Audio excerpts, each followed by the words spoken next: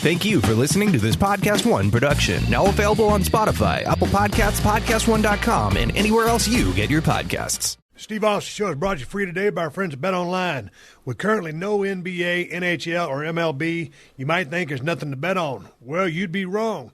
There's still mixed martial arts. I just got finished watching UFC Fight Night as I'm recording this podcast. Esports, American Idol, the elections, the spelling bee, and even the Nathan's hot dog eating contest. Get in the mix at betonline.ag and use the promo code PodcastOne for your 50% welcome bonus. BetOnline, your online sportsbook experts and exclusive partner of PodcastOne Sportsnet. The following program is a PodcastOne.com production.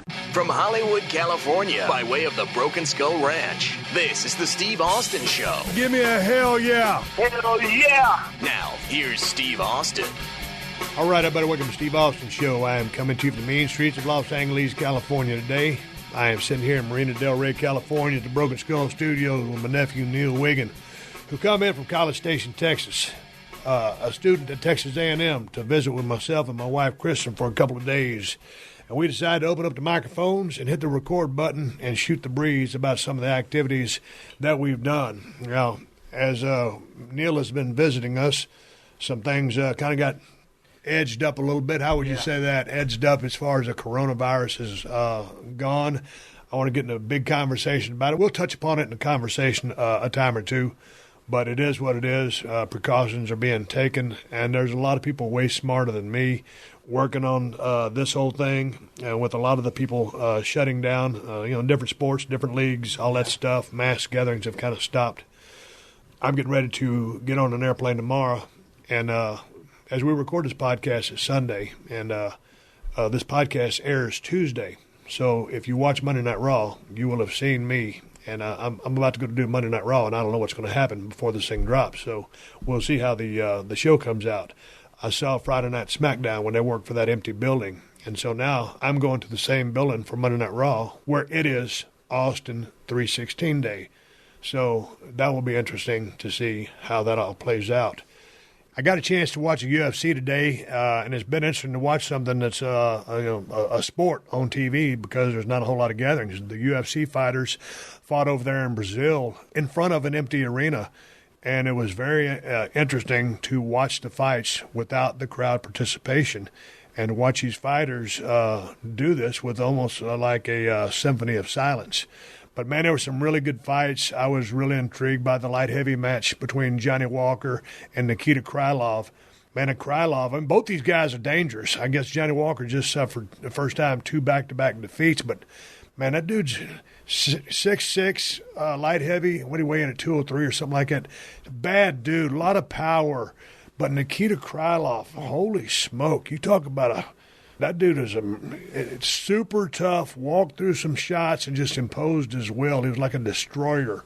So the other fight I really enjoyed was the Kevin Lee and Charles Oliveira in the main event.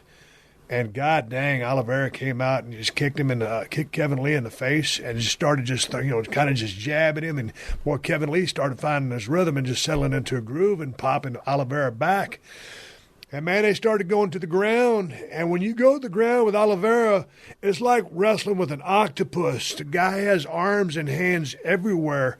And it was just only a matter of time. And it happened in round 3 when finally Charles Oliveira submitted Kevin Lee. And then Kevin Lee said he didn't tap out, but indeed he did. And it was a deliberate tap. But it was a really good fight, and so shout out to UFC for continuing their card. No fans in the arena, just the guys in there doing what they do, put on fights.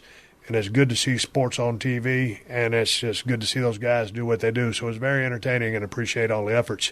Neil, we're going to come back after this break, and you and me are going to shoot the breeze and talk about everything that we did. You ready for this? Sounds good. We're going to make it up as we go.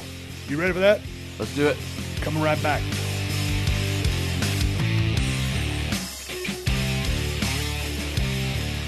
Oh, man, I'm over here messing up on my damn open to this damn interview. I'm sitting there talking to my nephew who blew in like a gust of wind from South Texas. Well, not really South Texas, kind of Central Texas. He's over in College Station, going to Texas A&M University. And got, about 2 years before you graduate? Hopefully that's the plan, 2 years. So, man, It's been good seeing you. It's been nice to be out here. It's been a while. I've been really busy and haven't been able to see you for a while. I saw you, for 3 days in Christmas? Yeah. I mean, other than that, I haven't seen you in probably 2 years almost. Man, I tell you what, I had to let go of the Broken Skull Ranch down there in South Texas. It just got to be too far away from everything else where my life was going. And, man, I miss, hunting with you, riding around the buggies with you, Kawasaki mules, and just out there doing work. Remember when we tore down that set of pens that was over there and you cut everything up? At House 1? Yeah, number one. We had a big old, what was that, 4-inch pipe or 2-inch pipe? It's 4. Definitely 4. 4-inch pipe, and as I was concreted in the ground, and I bought a blowing torch rig, a cutting torch, and it's acetylene and oxygen. Yeah. And Neil, how did you learn how to weld ag mechanics? Yeah, I learned that in sophomore year of high school. Man, everything I learned in ag mechanics, I forgot. All the motors that I rebuilt with Chad Story, my buddy, my lawnmower engine didn't start, our 283 small block didn't start, and then I tried to learn how to weld, and I never was too handy. And I figured, if you own a ranch, it took me I had that ranch for about 8 years before I bought that cutting torch. I finally said, man, my cheap ass, I need to go down and shell out a couple $100 and get one of those so we cut this shit up. Yeah. And so I had it out there, but I was like, man, if I try to light this damn thing, it's going to blow my ass up. There's something about them oxygen tanks. It's scary. It's scary. Yeah. All of a sudden, you hit that striker, and I think of poof. And I'm like, man, that's a big-ass tank of oxygen if it blows up. You saw that movie Jaws. Yeah. That's that damn Jaws. He had that oxygen tank, and Roy Scheider, who it was, that actor, shot him, and that's what blew his ass up. Yeah. Now, is there a possibility that something like that could happen? No, not in today's age. I mean, there is, but the way they're built nowadays, they're a lot more safer than they were back in the day. Nothing's going to make them explode. I mean, if it comes out, it's just going to push straight in the opposite direction of that valve. I mean, that's really what happens. Unless there's already a fire there, then it's going to take off. Man, what have you been up to? School. That's just really school. We just started the spring semester. Well, I say just started. It was, mid-January when we started. And we had class for about a month and a half. And we got out for break, came here, and 2 days ago I got an email saying that they were shutting down the school. No in-person classes, only online classes for the rest of the semester due to the virus. So that'll be interesting. Well, how do you feel about that? I mean, man, you're what, 19? Yeah, I'm 19. Oh, no, 20. I'm 20 now. Just turned 20? Jeez, yeah. Man, getting old. I know. Get you a wheelchair. I need one. Me and you. What do you think when you heard the news about that virus? I mean, I remember way back in the day, it was 2003, 2004. Hell, I've been hitting so many steel chairs I can't remember. But when the SARS virus was around, and I was kind of slowing down on the road a little bit, but I remember the SARS came around, and there's been all kinds of stuff that's happened since then. But when you heard about this, what do you think? Well, actually, the first apparent confirmed case in the U.S. was supposed to be in College Station. And, really? That was the thing. Back in January. You're right. I read about that. Yeah. So they thought they had a confirmed case in College Station from someone who had traveled to China and came back over. And it ended up not actually being the first case. But after that, that's when it really ramped up in China and in Europe. And then, it's a big panic right now. The grocery stores are selling out. There's no toilet paper anywhere, which I don't understand that at all. But I think that all of this panicking isn't really necessary. I think the precautions we're taking are just so it doesn't spread any more than it does. I don't think it's not going to hurt us as bad as people think because of the precautions we're taking now, shutting down, all these counties, locking everything down. I don't think that it's going to affect us as much as people think, and it's not going to reflect how many groceries they're buying. I don't think it's going to be anything like they're expecting it to be. Man, me and Kristen, was you there the first time we went to the grocery store, or were we just running errands? No, I was there. God dang, man, we were just going on our regular grocery stop just to stop in and buy some stuff, because Neil, god dang, man, if it ain't nailed down, he'll eat it. So, man, our refrigerator was empty. And it was due for us to go buy some groceries anyway. And so we was going to go get some damn groceries, feed this damn kid for the next couple of days. And we get in there, and holy cow, man, I ain't seen that many people at that store where we shop at ever. You know, if there's a natural disaster or something coming, that's one thing. It reminded me a lot of hurricane traffic. Really? Right when you're preparing for a hurricane, because everything's gone. People are going insane, super busy. You just have this weird feeling, and that's exactly what it felt like. But I can hear the guy pull it up on my iPhone here. The 2002 is the Nile virus, 2004 SARS, 2005 bird flu, 2009 the swine flu, 2014 Ebola, 2016 Zika, whatever it's called, 2020 coronavirus. So, I mean, have all these things. Yeah. Hey, man, and hey, a death is a death. I'm not trying to discount anything or make light of a situation, but I think it's a situation where, man, people, as we would say in the wrestling business, get worked into a shoot. It's weird. It is. It's very weird to see every grocery store we pass, anywhere we went. How was your airplane? Was it quiet?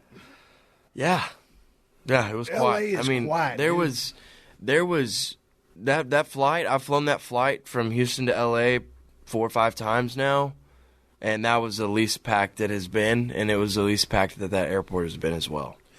Oh, man, I tell you what, when we passed by there today, we was over in El Segundo trying to get his computer fixed. And normally that little exit right there to LAX is just jam-packed with traffic. Man, there wasn't no traffic. And so everybody's kind of slowed down, and I understand all that. And, like you said, they're stopping a lot of the athletic events, baseball, football, everything. Mm-hmm. It was weird watching UFC a while ago with nobody in the stands. Yeah.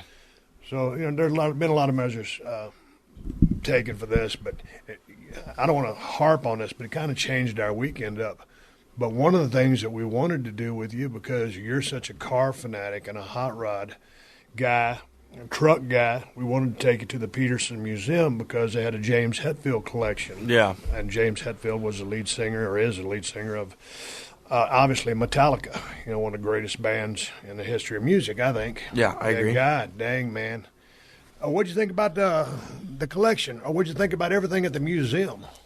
Man, we went there, 2 years ago for the first time? And we saw the lowriders. Yeah, it was the lowriders, and they had that Ferrari display, Seeing Red. Yep. It was the LaFerrari, the F40, all these extremely rare, expensive Ferraris. And other than that, on the third floor, were all those cars there the first time we went? Man, I can't remember. I just remember seeing Gypsy Rose, that pink and multicolored lowrider car. That was the 64 Impala. That was the one that stuck out the most to me from the last time I was there. But I don't think there was a lot of changes in the third or second floor other than the exhibits. Right. But still, I mean, they're still cool cars to look at. So going into the Hetfield display, I was looking like you were on the website beforehand, and that truck, what was it? A 48 GMC. Yeah. Yeah, that one was the most appealing to me at the time. But then we got in there, and it was a 36 Auburn Roadster, I think. Is that what it was? I can't remember. It sounds about right. I took a picture of all the plaques. It was called Slow Burn. Yeah. That was the root beer brown. Yeah, that was my car. That was my car. Hey, man, do you own or rent your home? Sure you do. And I bet it can be hard work. You know what's easy? Bundling policies with Geico. Geico makes it easy to bundle your homeowners or renters insurance along with your auto policy. It's a good thing, too, because you already have so much to do around your home. Go to geico.com, get a quote, and see how much you could save. It's Geico easy. Visit geico.com today. That's geico.com. Hey, let me ask you, are you a Metallica fan? Because, you're younger than me. Metallica's been around for a long time. Kristen has probably been to at least 20 of their concerts. That's insane. My wife is a complete metalhead, and she's seen a lot of bands, and Metallica is up there. Are you a fan, or do you have an appreciation musically for them since you picked the guitar and you love to sing? Yes, I do have an appreciation for Metallica. It started probably freshman year, like last year in college. I'd be doing calculus, and I need something to just block out everything else, and I'd turn it all the way up, and I'd just listen to my headphones and do my calculus homework. And it was very weird, but I started listening to them more and more through that. And I like to listen to them when I'm working out and being active and stuff like that. You know, it's not. I don't think it's really music that you just kind of sit around to, or you just drive to. I think you got to be in a certain mood to do that type of stuff. But I mean, it's really good if you're trying to study, in my opinion, which is really weird. But yeah, I like them a lot. Very I interesting. just downloaded on iTunes or whatever, Hardwired to Self-Destruct Deluxe. And I guess it's released. It was the latest one they released in 2016. Yeah. And shit, there's 26 songs on there, 2 hours and 37 minutes of music. And I really enjoyed the hell out of that. And because it sounded kind of new and kind of old at the same time. I don't know if that makes sense. My wife would be a better critic of what the album is because she was so into them. But man, when you look at that guy, the body of work that they put in from way back in the day, and we were watching them in concert from 1983, and Hetfield's on the stage, and they were singing "Seek and Destroy." He had the long hair, crazy young. He was like 18 or 19 years old. It hadn't really grown into his voice yet, and he's kind of putting together his style on that rhythm guitar. But you can see, hey man, these guys are gonna be some trailblazers. They got talent. But who would have known they would have stayed around for as long as they did? Who would have known the gigantic footprint that they would end up leaving on the musical world? And you know, still daily to this day, you hear their songs every single day. And to go down there and to find out that, you know, when you make a living on the road like they did, or do, and like I used to, it's like, oh man, okay, these guys do kind of what we do. They go out and entertain people. They're in the entertainment business. They're making music. We're telling stories in a 20 by 20 squared circle. But here's a dude that's in an entertainment business. He's got an appreciation for cars. Let me go see what kind of cars he's into. And man, like most of his stuff is kind of like 30s based. Really mob-like. Yeah, like long, elegant. Boat. Like boats. Yeah. And dude, he spent some money on that stuff. He didn't half-ass anything. No. It was a 1936 Auburn Speedster. There you go. Look at that. There it is. Oh, it's such a pretty car. It's such a pretty car. You know, when I see that kind of root beer, like metallic brown, I don't know what it is, but it just kind of reminds me of like a guitar. Yeah. You know? And I would have painted that thing something loud, like red or blue or whatever, but this thing is so classy and so beautiful. It's almost like maybe you should have painted it something brighter to make it stand out, but when you look at it, it's so spectacular, and its subtleties is just elegant. Yeah. That's you hit that right on the head. I agree with that. Let me see if I can find some of my pictures of those guys. I also liked that long-ass silver car. I don't know what that car was. Oh, it was the 36 Ford 5-window coupe? Aquarius. Oh, God, yeah, that one looks like a boat. That's another, I'll read about it right here. It was, inspiration was a Fagoni E.T. Falashi. Well, I don't know what that means, but it's called Aquarius, special construction. If I botched up that pronunciation, I think I pronounced it correctly. I think I got some Italian in me. But that Rick Dorr dude that helps him with these cars, man, they got a pretty good communication system because, man, obviously, you know, you got two brains working together to put these rides together, and they're absolutely beautiful. They're gorgeous. What did you think about the 53 Buick Skylark, this one that was kind of like light-hued purple? Oh, yeah. That one was cool. I didn't pay much attention to it as much as I should have because it was very loud, and it was kind of in the center. But I paid more attention to the ESP guitar and amp out front. The amp was like patterned with some like very nice leather all the way around it, and then the faceplate on it was pearl. What I liked about that was it's a 53 Buick, and I got a 55 Buick Special. So just 2 years later, you know, this is a long ass car. Mine's a big ass boat too, but it ain't quite this size. And so, you know, that's the first Buick I've had. You've seen my 55 Buick. When did you get the Buick? You ain't seen that car that I posted on Instagram? No. Oh man, that thing is badass. Hold on, let me look. See, I don't get on Instagram. It's not that I don't see it.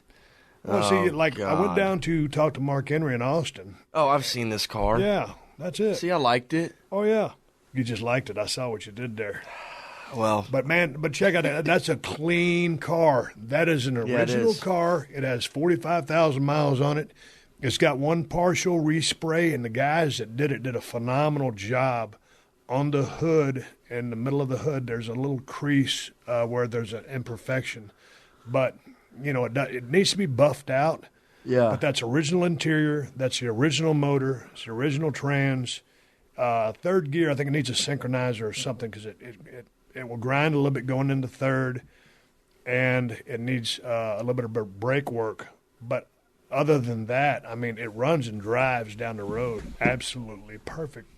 And when you get in that big son of a bitch, it's got vintage air conditioning. When you roll the windows up, man, that thing is quiet as a brand new luxury car. Really? Yeah, but I mean, it's a boat. It's 3-speed on the column, yeah. A 322 nailhead V8, but it's just such a cool car. It's not like the 55 Buick lit the automotive world on fire, because like Chevy kind of really had the 55, 56, 57 the Tri-5s. Yeah. And so they were really crushing it. But when I saw this car at my buddy's garage and he told me he was trying to sell it, well, I was originally looking for that Mustang for Kristen, the 66 that I bought. Yeah. I said, hey, man, what is that blue car? And that's how I ended up getting So you got. I think we talked about this. We definitely did. Yeah, but so I got the goddamn, the blue car. special. But I wasn't like I was looking for one. You just happened to get But it just happened. I just happened to get it. But back to this collection right here, man. The other one I liked, the 37 Lincoln Zephyr, which is called the cherry red one. Voodoo Priest. Yeah, that one was really cool. Had a great color to it. Dude, I want to repaint that Z28 that I got from Scotty, my 74. And it started off medium red, and now it's kind of maroon. But what do you think about that paint? Please do it. On my Camaro. You should do it. And Look at that. Yeah, I'm looking at it. I'm looking at it. I mean, this is a good picture to show it. But spectacular. Kristen says, no, it's too loud. And he goes, well, that's what the flake's for. Like, yeah, that's the point. It's a flaky paint job. And she goes, just a little flake, just like a few flakes here and there. And he just looks at her. I mean, it's just like, no, paint. You need to paint this car that color. My wife doesn't understand what's up with the cars. She doesn't. And you've been here with us for 5 days, and of course, she loves you to death, and vice versa. But it's like I have a white Corvette, a 2017. ZR1. And she won't, a Z06. Z06. And she won't get in. I mean, we've been to the restaurant there in town, but she don't really like to ride in that car because she thinks it's a little too flashy. It's a white Corvette. It's a white Corvette. It's not a purple Lamborghini. Yeah, it's not with some pinstriping on the seats that's in a different color. I mean, it's a white Corvette. I don't understand. So now I was thinking, I told her, I said, you know what? What if I didn't paint that Camaro and I put a camouflage wrap on it? And man, that's even worse in her opinion. Well, oh yeah, it's worse. She hates camo, I think, on cars, but also that would be extremely more loud because no one has a camo wrapped Camaro. But you can see a bright red car. Look at, that's a nice car. Yeah, that's all. That's all that happens. But see, like, I've been wearing camouflage for shit. Too long? Yeah, too long. Since I can ever remember, especially my wrestling days. I've been wearing camo on Monday Night Raw and SmackDown forever. And so when I saw some of the patterns that they had, I saw Z06 just like mine wrapped in it. I showed you that picture. Yeah. I thought it looked badass. Yeah. Man, yeah. That looks cool. So if I wanted to cheat my way out of it and not spend all the money. Duct tape. I'd go, no, I ain't doing no duct tape. I've used duct tape and electric tape. I'm held together by duct tape, electric tape, and some baling wire, so we ain't going to use that. But we're going to see what we end up doing with that car because I'm working on the suspension right now to make it handle better. Yeah. And, dude, you're going to love driving that car. But as soon as I get the handling, I'm putting a Hotchkiss suspension on there. It'll make it like a brand-new car. Yeah. And at 383, that stroker motor is hot. And you light in that son bitch, it will let you know it. I had it going down the road the other day. I won't say the speed on the air, but it was a little bit north of 55. Sammy Hager can't drive 55, neither can I. Hiring is a challenge, but there's one place you can go where hiring is simple, fast, and smart. A place where growing businesses connect to qualified candidates. That place is ZipRecruiter.com/Steve. ZipRecruiter sends your job to over 100 of the web's leading job boards. But they don't stop there. With their powerful matching technology, ZipRecruiter scans thousands of resumes to find people with the right experience and invite them to apply to your job. As applications come in, ZipRecruiter analyzes each one and spotlights the top candidates so you never miss a great match. ZipRecruiter is so effective that 4 out of 5 employers who post on ZipRecruiter find a quality candidate through the site within the first day. Just for listeners of the Steve Austin Show, you can try ZipRecruiter for free when you head over to ZipRecruiter.com/Steve. Again, that's ZipRecruiter.com/Steve to find the ideal candidates for the job. ZipRecruiter, the smartest way to hire. Hey, talk to me about this. Get off my car. Get back to this Gypsy Rose. That's a badass lowrider. That was my favorite car in the lowrider collection, but also that black and white one that was really, it was loud. Oh, were you talking about that one? No, which one? Which black? No, I was talking about the lowrider. Yeah, you're talking about James Hetfield's Lincoln. Yeah. What year is that? I don't know. I could not tell you. That was the one that Hetfield built himself. He built it himself. That is a James Hetfield is black leather and crushed velvet, 430 cubic inch Lincoln V8 engine. I didn't take a picture of the whole thing. But, man, that is a, what do you call that? Is that flat black or matte black? That's matte, I think. Let me look at it again. You've got the side pipes on it. Yeah. That are capped off.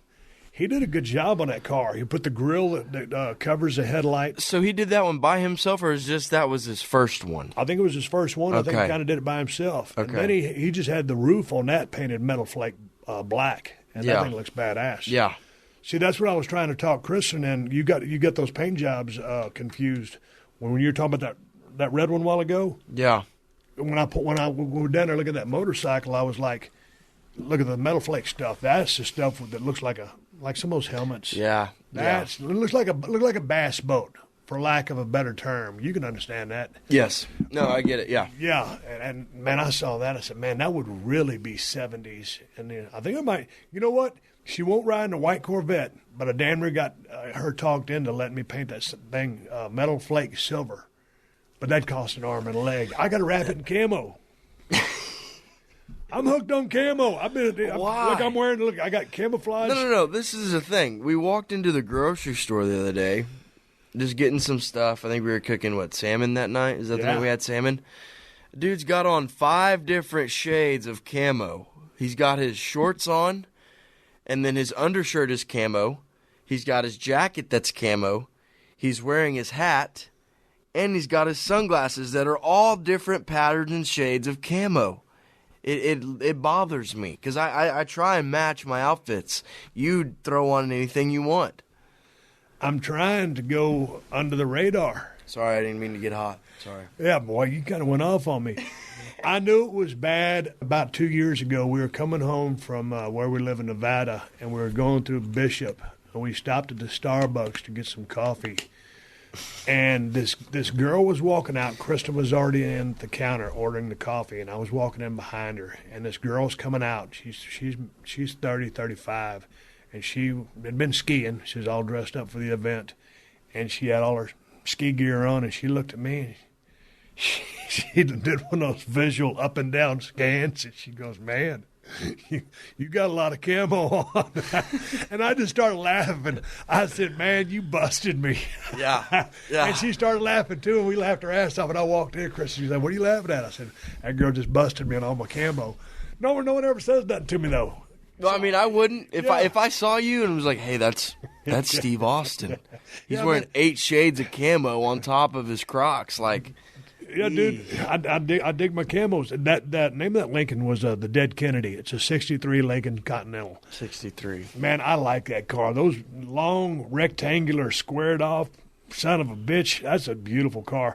And we were talking about which one was your favorite car, and you went with Slow burn. Slow burn. It's a '36 Auburn Speedster. Like, man, when I look at this thing, the Dead Kennedy, and all those other ones are super badass. We didn't even talk about all the cars. You really got to go to the Petersen Museum to check them out yourself.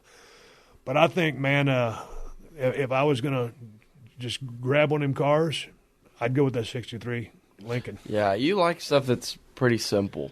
I do. You don't like a lot of stuff that's out there ever or I'm either simple or I'm ridiculous. random. Yeah, exactly. Yeah. Exactly. Hey, what did you think about it? One of the cars that I really appreciated was this car, and I didn't take a picture of the plaque. I didn't know this car was in there. Maybe it was there last time. Billy Gibbons' car. And it was this long black one right here. Remember that? It was over on the side. Yeah, I like that car. I like that long look. Oh, man. I like it when the wheel wells. Oh, was that purple one? Yeah. When you can't see the tires, it just looks like the car's flying. Yeah, it's beautiful. It's elegant. It's very elegant, and I like that look. We used to have a '55 Buick Special. Who? We had that purple one. Craig, my stepfather did. Come on. Did you not know that? You're lying. Wait, you didn't know that? No. Yes, you did. No, I swear to God I didn't. That's the first time I ever seen one was mine. Yeah, it was a purple '55 Buick Special. Oh, I knew he had a loud ass, like a flamed up Corvette or something. No, that was before the Corvette. Oh, okay. We went from the Buick Special to the Corvette to the motorcycle. But, yeah, it started with the '55 Buick Special. Well, see, I need to give him a call and see how he flipped out of that and how he came out on the deal. Now, that came with either the 2-speed transmission, and it wasn't a Power Glide because it was a Buick, but it was like that. It was a 2-speed or it was a 3-speed on the column like mine? 3-speed on the column. Okay, it had the 322 or the smaller motor. I got for that year. I had the biggest motor that they offered. I can't remember. I mean, it's not like either one is going to make it. It's not a car you're going to take to the quarter mile. Yeah. Which I'm surprised he bought that car because Craig likes his horsepower. He likes to haul and he ass. does like loud. Yeah, he does. And I'm okay with loud, but I just like to. I like to get in my cars. I just like. It's not about noise. I mean, whether it's loud visually, loud on an audio level from an exhaust note. Yeah. I just like to chill out in my shit. Yeah. Yeah. See, now I'm at the stage where I like fast more than anything. Just like that. God dang, what were we talking about? I don't know. It was some car that you weren't really into, and I digged it because it hauled ass. And I'm a kind of a speed demon. I don't know if you know this, but I recently purchased a 2004 Yamaha Zuma 50cc red moped, and I am an adrenaline junkie from here on out. I know, and I told you be careful on that thing. I know you're kind of making light of a situation. I've gone through my first motorcycle was a Kawasaki KE100. It was broke down underneath the dude's garage. Darryl Green owned it. And I knocked on the door. I said, "Hey, man, is that motorcycle for sale?" I bought it, and its second gear was out. And me and Kevin used to ride that thing up and down, where Country Club Road is, the raid place. Yeah. When they were putting in that tank, before they put the water in, me and Kevin would ride in the bottom of that tank and then come blasting out and just fly up in there like Evel Knievel. And I don't know how we didn't kill ourselves. We had on one of them little shitty helmets, and we didn't have no goggles, and we didn't even have a little visor on that helmet. And either I would drive or he would drive, or we ride solo. Yeah. But you talk about a couple idiots out there having a blast. God, yeah, they're fun. My deal is with you is it's really handy because when school kicks back in for you guys, I know how packed College Station is. And it's you bad. got a pickup truck, a 4-door pickup truck, and you run your errands in that thing, but when you're trying to get around class or to and from class, it's handy to jump on that scooter. It makes it so easy to get across campus. Yeah. That's the thing. If I got one class in West Campus, I can hop in it and be in my class in the middle of campus without having to walk 15 minutes in like 2 minutes because I can park right next to the building I need to go to. Have you had any close calls yet? No, I haven't. I check the weather when I go out, and I make sure it's not going to rain either. I don't like driving it in the cold because that sucks. And then I don't even mess around with it in the rain. So. Well, I tell you what, when you say it sucks, and because I'm with you, because a lot of times when we're on some hunting trips and we're in a buggy that doesn't have a windshield, you think, oh, man, how cold can it be? You're just going this far. Like Pretty goddamn cold, man. And so, like, when you get something that's brand new, Yeah. When you get something brand new, you just got to drive it. You just want to ride it, yeah. But when it's too cold to ride the son of a bitch and you want to ride it, that's when you know you need a windshield or it's really cold. Yeah, exactly. It can be, 50 degrees outside, and you're like, oh, this is fine. And it's a totally different type of cold when you're driving down the road. Yeah, and then if the sun goes behind a cloud or you get in the shade or it gets dusty, it can change immediately. Yeah, 50 degrees can get real cold real quick. Yeah. And a lot of people up in the Northeast and they're talking, God dang, y'all sound like a couple sissies talking about 50. But no, man, it's all relative to where you kind of come up. But cold's cold. Yeah, no, it was a gorgeous day. I think the Friday before I got out to come up here, I had a class at 10:20. Man, it was a beautiful day. I turned on some AC/DC on my AirPods, threw on my helmet, and scooted on down to class. And there's not a lot of these mopeds in College Station, right? There's a lot of Ruckuses and a lot of newer model ones or what have you. But there's two more of the Zumas that look exactly like mine, but one's in blue and one's in yellow. And I found both of them that day and parked right in between them. And I went to class, and it was a great day. And then I went home and went about my day. What's the furthest you've ridden that thing on one trip? I'm guessing it's going to be less than 10 miles. I think you're wrong.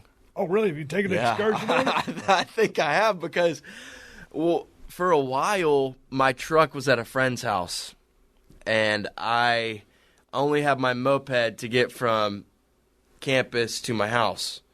And it was cold. It was like 40s. So I was throwing on 3 jackets, pants, and everything.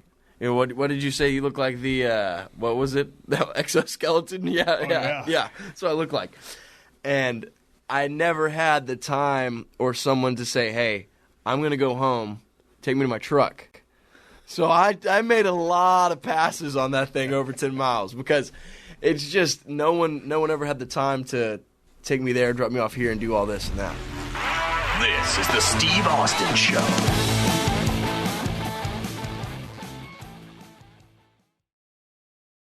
Does your lawn suck? Are you spending hours trying to make your grass look thicker and healthier with no results? Look no further than Scott's. Scott's Turf Builder Thicker Lawn has everything you need to turn your lawn into the thick green paradise that you deserve. With this 3-in-1 solution, you can get up to a 50% thicker lawn with just one application. With Scott's Turf Builder Thicker Lawn, you can finally get the thickest, greenest lawn you've always dreamt of. Host your backyard parties with pride this summer. Scott's Turf Builder Thicker Lawn 3-in-1 solution consists of seeds to fill in gaps, soil improver for enhanced root development, and fertilizer to feed new grass and thicken and green the existing stuff. Also, Scott's no-quibble money-back guarantee states, if you're not satisfied, you get your money back. Simple as that. Get thicker, quicker. This is a Scott's Yard. Hey, now, Texas is a state in which you can decide whether you want to wear a helmet or not. Correct? Yeah, I know. Yes. California is a state where you must wear a helmet. You have to wear a helmet if you're under 21. Right. Okay, but, man, here's the deal.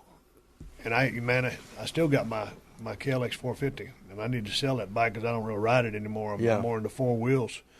And I've ridden that thing like a bat out of hell out there at Broken Skull Ranch, down some of them senderos and them dirt roads, but I always got flat tires because there's so many thorns out there. I said, well, shit, I ain't doing too good on this thing. I'm always trying to change a tire. You would take off in 5 minutes, and you'd come walking down the road, walking back in your helmet, and both tires would be flat, and you just throw it in the barn. But a lot of times, I remember one time I just took that thing out to, and here's my point, I took that thing out just to charge the battery up.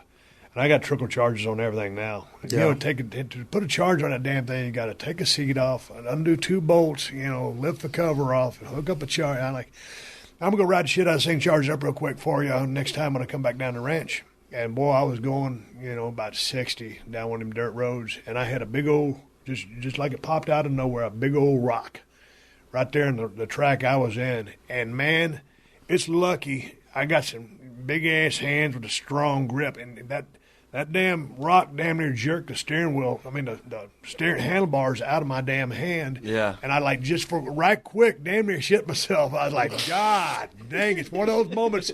I saved it immediately, but it's like, dude, you're one dumb son of a bitch. You go out there just to charge up your battery. Yeah. You hit a big old rock in the middle of the road, and you almost get thrown off your motorcycle. Yeah. And I'd bashed my head out there, and it could have been a demise of a global icon and a National treasure. Yeah. So my thing to you is, like I talked to my buddy JB out there in Nevada, when I started riding on that public land. I said, JB, I said, man, what's the story out here? Because, when you and me were riding the four-wheeler. Yeah. He goes, Steve, he goes, when I go out and ride, I wear everything. He says, I dress for the crash. I don't dress for the occasion. I mean, he's got his gear on, like exoskeleton. Yeah, yeah. So, man, don't get on your scooter and just say, hey, man, I'm running late. Where's the helmet? Oh, it's back there, but I ain't got time to go get it. And just take off without your helmet. Because that'll be the day, somebody pulls out in front of you and you need to protect that damn dome, but you're spending all this money getting your college education so you can help change the world when you get out. I'm trying, but I get you.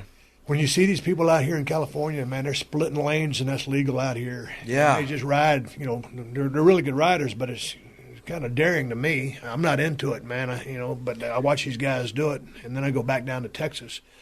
And you don't see so much lane splitting, but when you see some guy, man, just fly by on whatever kind of motorcycle it is, and without a helmet, like it's kind of unnerving. It kind of is like, oh, geez, It's just like, dude, man. I mean, I used to really want to be cool too, and I always want to be cool, but it's kind of like, hey, now when you really start thinking about it, I guess I think about things way more than I did when I was a kid. Growing up on that KE 100. Yeah. But these days, man, when I see a son of a bitch rolling down a damn road without a damn helmet in Texas, where that's your choice, dude, you crash that scooter, it's your ass. Yeah, and that's the thing is like, to look cool, right? And I bought, I didn't buy one of those half helmets, Like I bought a full helmet for like an actual like motorcycle. So I think it's kind of like comical for me to be going 30 miles an hour and having this big ass helmet on, and like it's all black, smoked out. No one can see me, so it makes it even funnier in my opinion. But here's what I would good. Do. I got a 150cc scooter, and I would ride that thing back and forth to the gym out here in LA. And at the time, it's in Nevada now, and I'll never ride it. Yeah. But that thing, and it had a license plate on it, but it wasn't registered, and I didn't have my driver's license. I can talk about it now because this is several years ago. But one thing I did use was a helmet because that is the law. Yeah. Even though I didn't have my motorcycle license out here. And, dude, I would ride that thing to the gym. It's only a mile to the gym. Yeah. And I looked like an elephant. I looked like a monkey trying to fuck a football. I weighed 275, and I had the same motocross helmet. You had full face, goggles, the whole nine. Oh, yeah, that are my sunglasses. But you talk about an idiot. Yeah.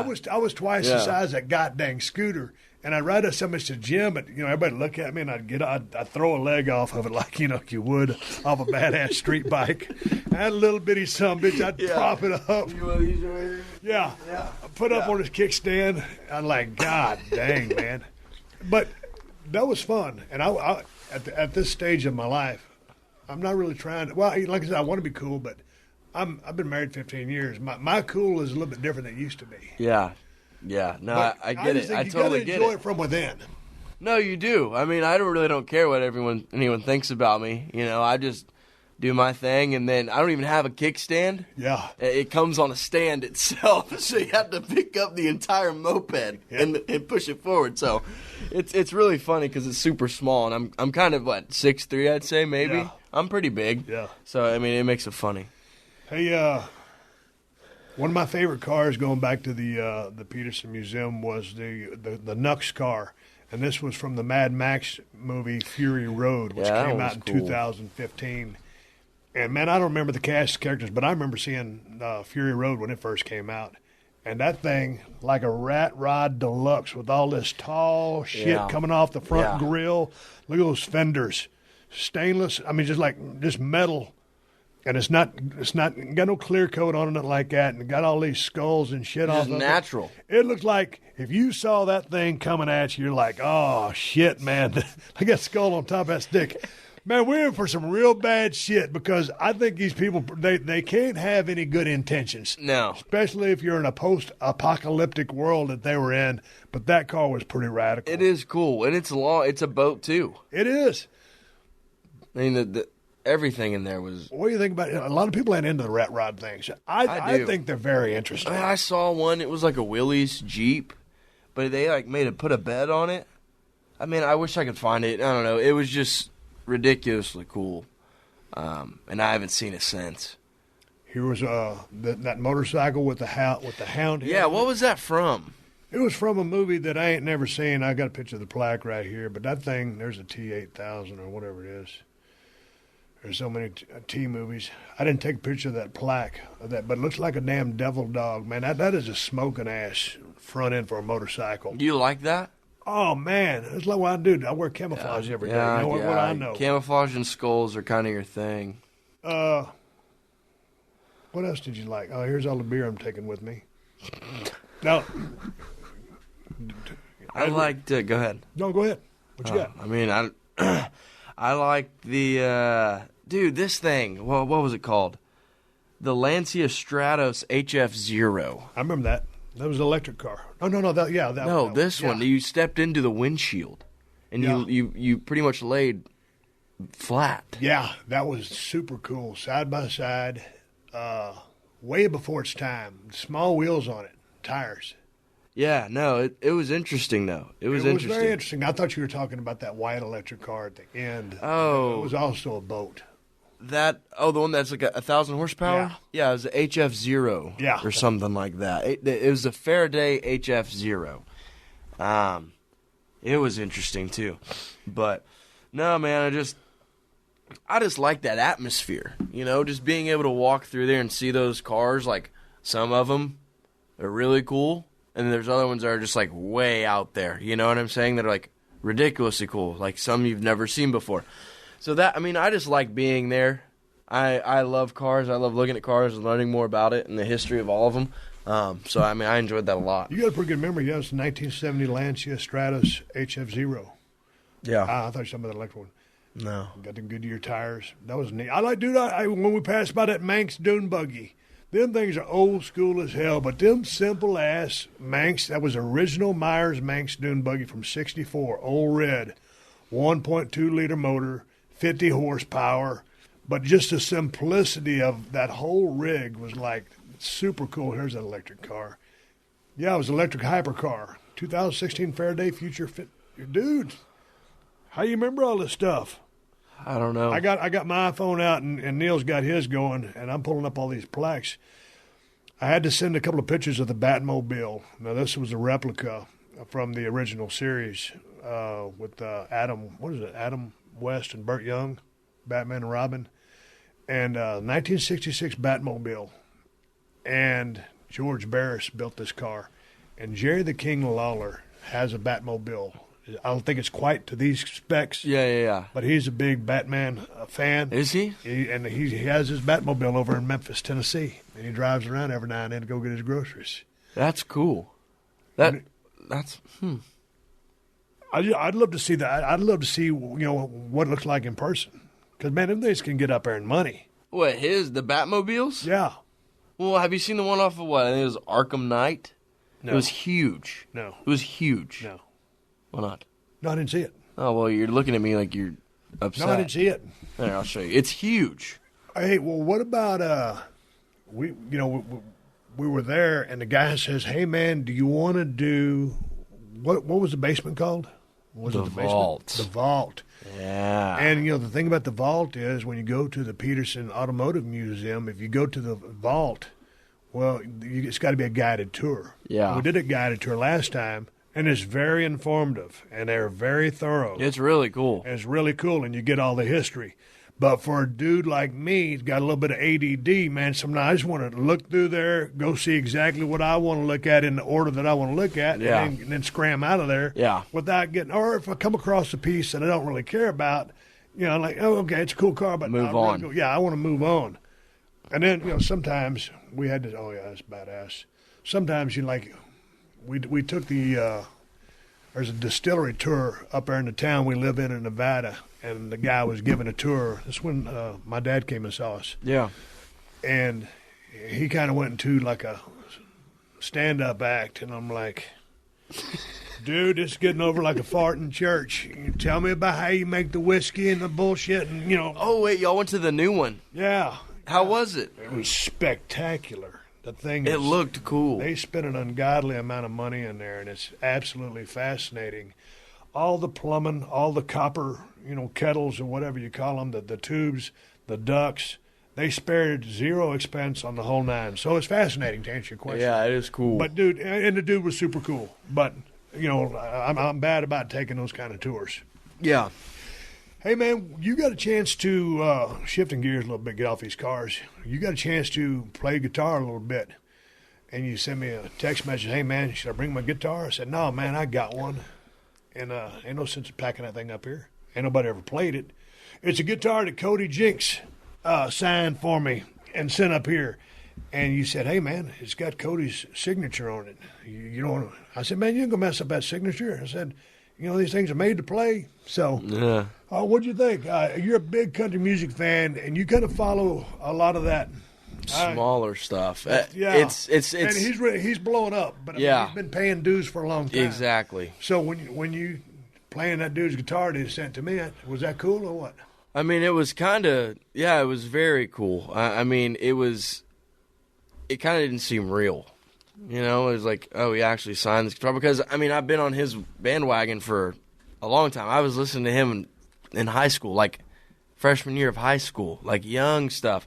So I sent you that voice memo of me playing because I knew you knew him and you sat him down and did a podcast with him. So I figured, oh, you'd know the song, you'd enjoy it. So I sent it over to you. And, man, I've been trying to play a lot more. I really enjoy it. I use it as a big stress reliever. I'm into, like you said, Texas country, but also just kind of, I don't want to say underground country, but it's just people who aren't very well known to the masses at all. So, yeah. But what is it about that music, or what is it about them that they're not really known to the masses? And Cody's in that stratosphere now. Yeah. But what is it about the groundswell movement or the guys that are coming up that attracts you to that type of music? I think it's the way that they write their songs. What they talk about is really good stuff. I mean, I like the way that they tell their stories, and I like the use of their instruments. They almost all of them use only acoustic guitars. That's all they have, right? I know one guy's name is Zach Bryan.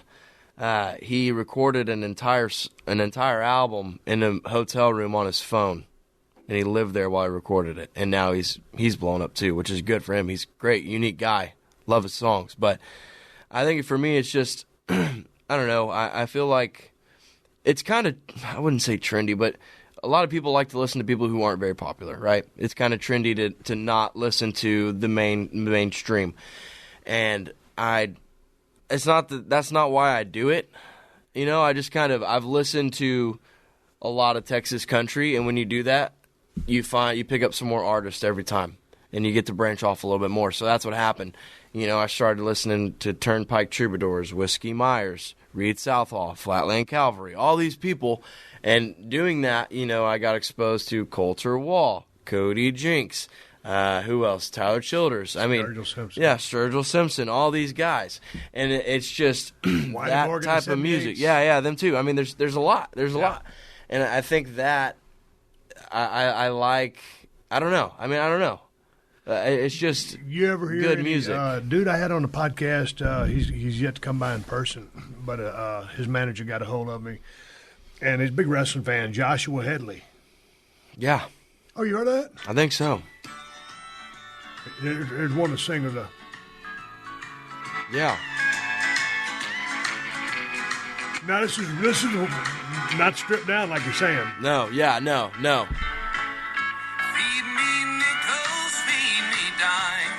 I mean, it just sounds old-timey. I mean, it's good. Exactly. It's good. Yeah. And, like, yeah, Most of those, I say most, no, most of those guys are full bands, but that's how they started. They didn't just blow up. They've been on the road for many years. Yeah. You didn't hear them. No, exactly. So, I mean, Coulter Wall, he's got himself a band now. It's Coulter Wall and the Scary Prairie Boys, and they rip. I mean, they kill it on stage. I thought you said, well, God dang, I got that one album he did with the coyote or the wolf on it.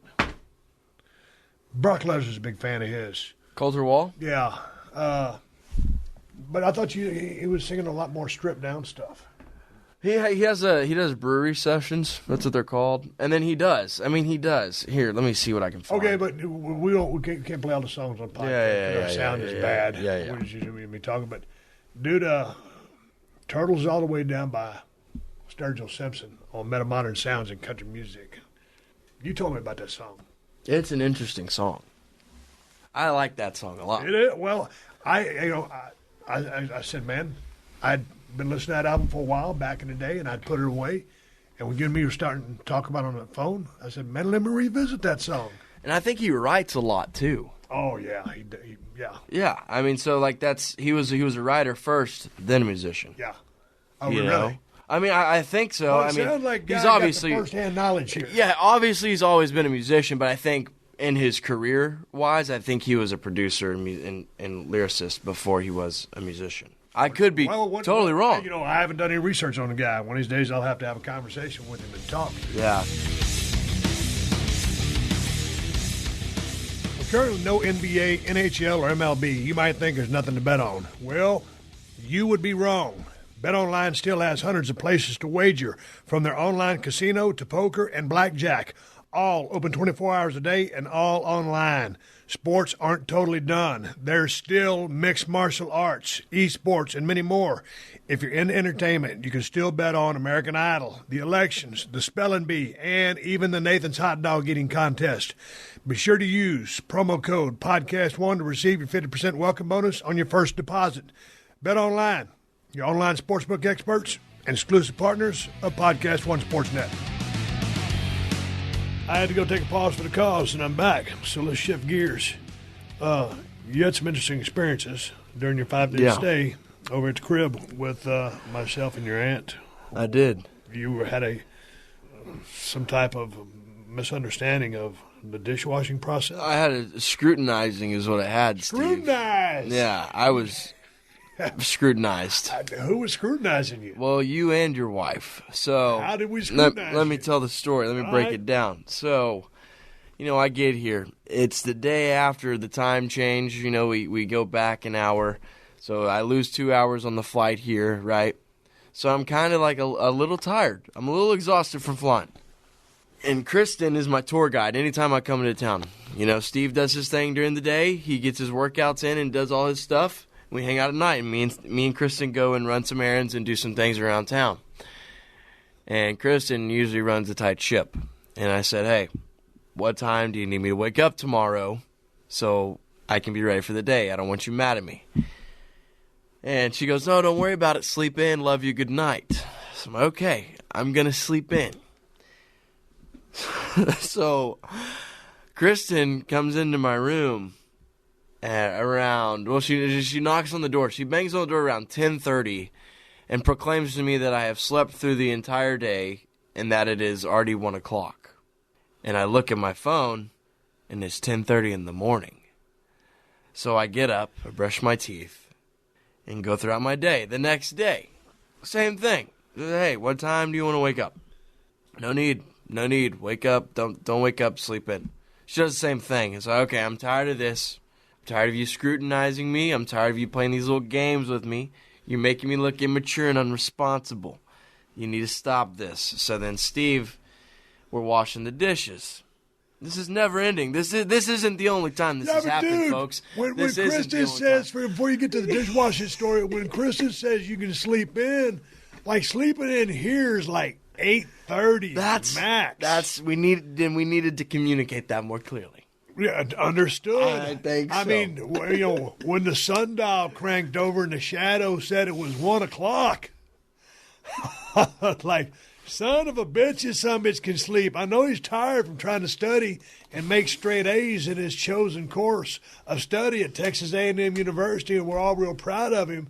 But Jesus Christ, how tired can a kid be when he's only 19 years old? I'm 20 now. What, 20? We forgot. Shit, it's a leap year. I didn't know what sleep was when I was 20. Yeah, I don't know. I didn't need it. Okay, well, you definitely slept when you were 20, Steve. Oh, man. I might have caught like 30 minutes cat nap. For the entire year? The other 23 hours and 30 minutes a day, I was running wide open. Oh, yeah? All gas, no brakes. Dude, that's the way it was.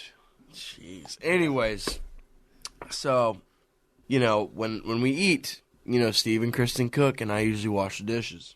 Oh, usually. Okay, see, this is a prime example of what I get to deal with. So, the first night. No, listen. This part of the podcast is called Tall Tales, straight from Texas. That's totally wrong. As spoken by Neil Wiegand. This happened. My illustrious nephew. This happened. Actually, my favorite nephew.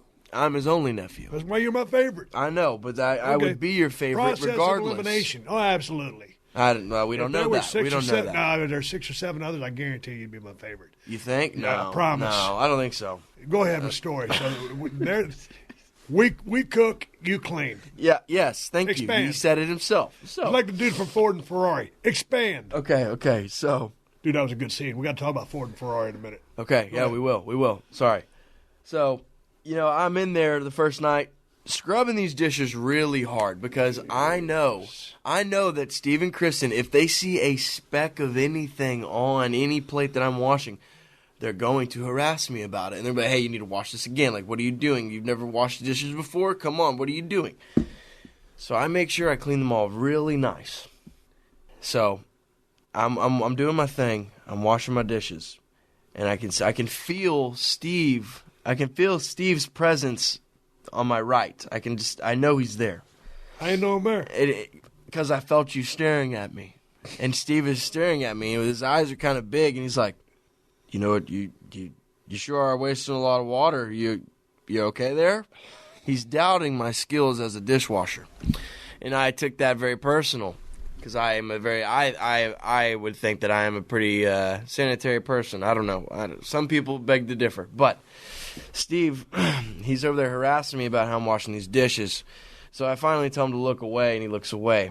And we go on about our night. Today, just maybe, 3 hours ago, Kristen leaves to go shopping for some groceries and run some errands. Me and Steve are hanging out. Steve's eating. I'm scrubbing the hell out of this kitchen, right? I'm getting everything picked up, putting up everything, cleaning all the counters, wiping the floors, everything that I could do, right? And that's bullshit. No, whoa. No damn floor. Yes, I did. Yes, I did. I did. Go ahead. Okay, all right. Sorry. He wouldn't know. He was watching TV. He was eating, watching TV. I was doing some stuff in the background, Well, unsung hero of the household, you would say. So, there's this cheese grater, and me and this cheese grater hate each other. It's hard to clean. I don't like it, and I always know I have to clean it. And it takes a while because cheese graters are a little difficult to clean. So I clean all the dishes that were in there, and there's this cheese grater, and I clean the cheese grater.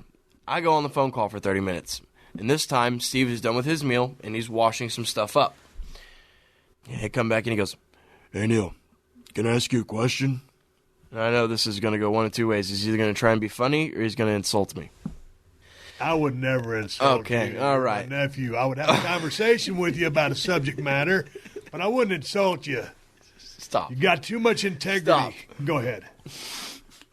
So anyway, I go, "I'm sorry." He goes, "Can I ask you a question?" So yeah, sure, go ahead. He goes, "You didn't think to wash these 3 pans that were in the sink when you washed this cheese grater?" And he goes, "Hey, I'm just asking a question. I mean, I don't care. I don't care." And I said, "Well, do you want me to wash them?" And I walked towards him. He goes, No. They're already washed. Don't worry about it. I already washed them, but it doesn't bother me. I'm just asking a question." And that bothers me. What happened? No, it just got off the oven, right? No, it didn't. Yes, Hell, I'd filled it full of water to soak the goddamn eggs off of it. It was hot. Hell no, it wasn't hot. It was hot water. All right, let's go back to the scrubbing story, just to make sure the facts are clear here. I just noticed, for a dude to play guitar is exactly what I told Kristen. I said, man, he got to have some more dexterity in his hands than that. He got to be a little bit more nimble with them dishes. Shit. Yeah, you go and run up my water bill up to $1,000 a month. Goddamn, we wash our dishes in the sink. We got a dishwasher, but we just always wash our dishes in the sink. Ain't but two of us. And when Neil comes, there's three of us. So, and at the ranch, when everybody came down, Kristen would cook or I would barbecue, and I would be in there every single night washing the dishes. So I'm somewhat of an expert. Okay. You know the thousands of dishes I've washed all the years you've known me because, growing up in the house, my mom, we had to rotate. Me, Scott, Kevin, your mother, Jeff, rotate on that kitchen. And then you had to do all the other chores you had to do. The kitchen was the least of it, but we were all experts at washing damn dishes. So when you come over here, I see you fumbling around with the goddamn dish. I'm like, hey, man, you ought to be a little bit more, flipping that damn brush around, get in there and get all the damn soap off there, put it over there, let it drain off, like a so you pit can stop. dry it off later. Yeah, but it's super like fast. you was kind of like, almost like your hands were frozen in time. I'm like, there's got to be something wrong with him because he moved. Yeah, okay, inside joke, dude. I know you're a good athlete. You played the hell out of a guitar, but I just thought you could have washed that dish. Now let's talk about that. Cheese grater. When you wash cheese grater, because we got one of the plastic scrubbers. It's got a handle on it, with them bristles. It's really bad. So it'll get stuck in them cheese graters. So you just got to know how to wash it. And sometimes use a sponge. But you always wash cheese grater in hot water. So it melt all that cheese off. Yes. Sometimes I noticed a few times that you were washing it, you started off with cold water. No. Now you're making me look like a mark. Whoa. Water. Now you're letting these people. You're letting these people think I'm a mark. So anyway, I'm not a mark. Come on now.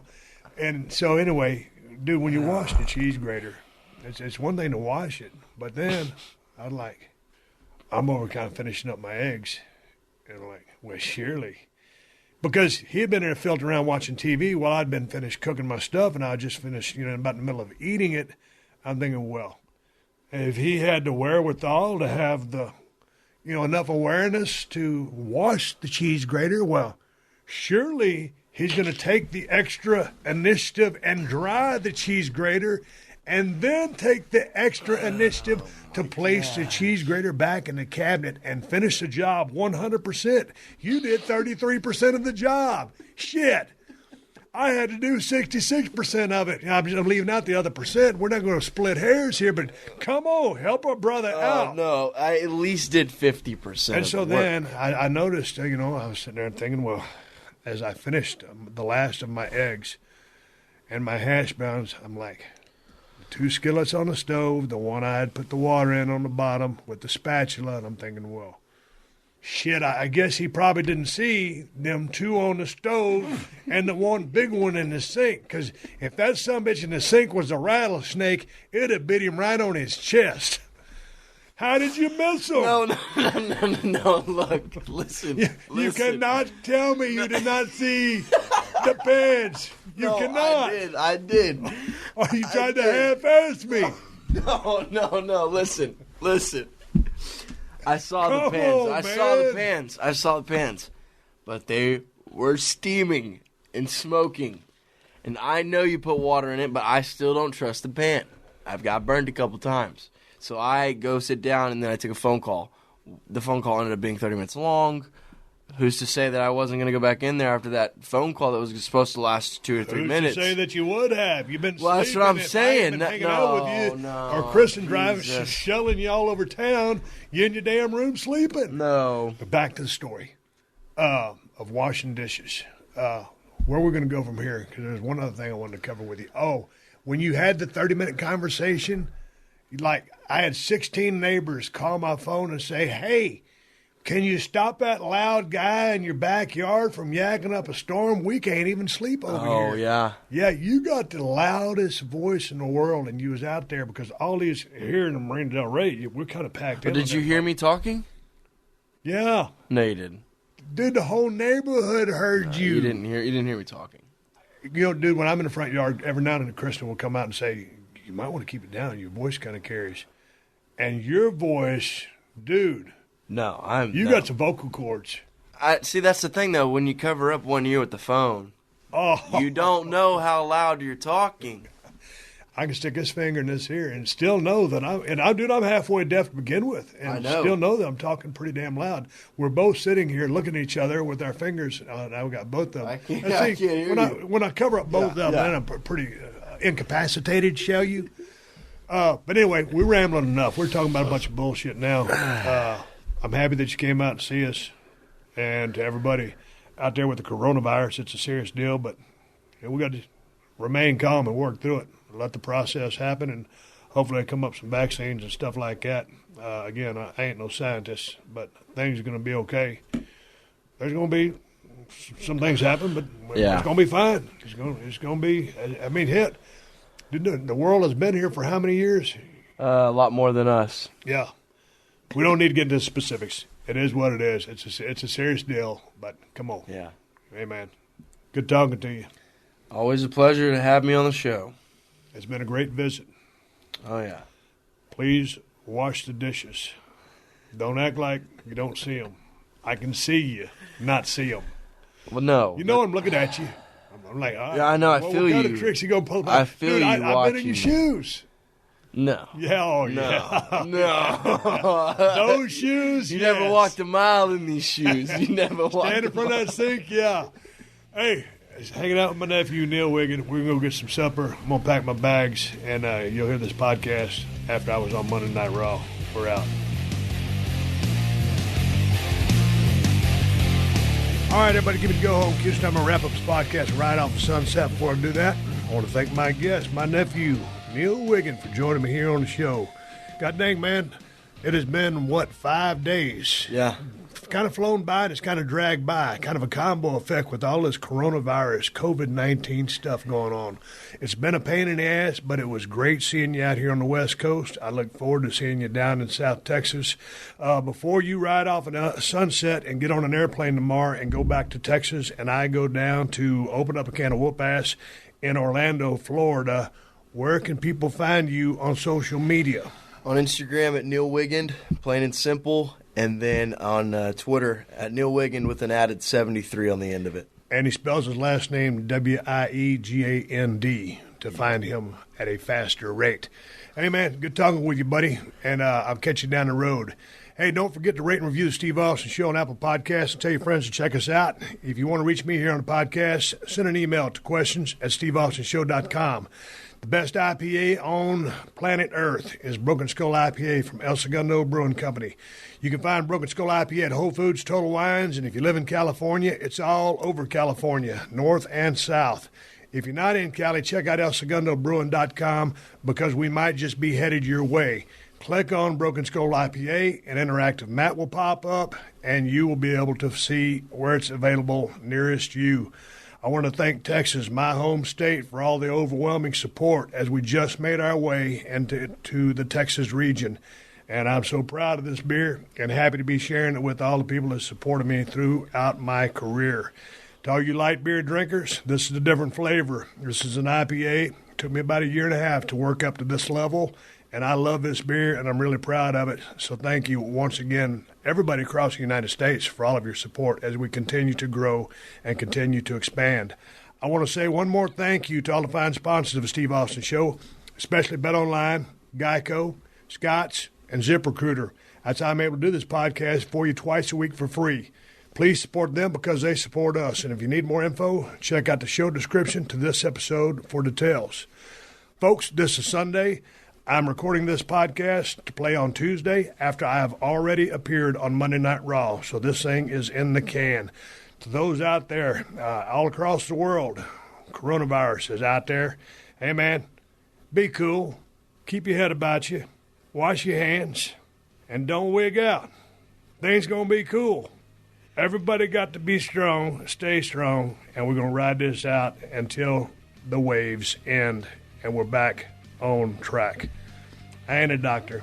I never claimed to be one. I drink a lot of beer on TV, and I whip a lot of people's asses on TV inside a 20 by 20 squared circle. All this shit will pass.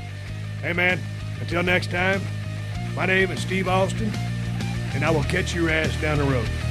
This has been a Podcast One production. Download new episodes of The Steve Austin Show every Tuesday at PodcastOne.com. That's PodcastOne.com.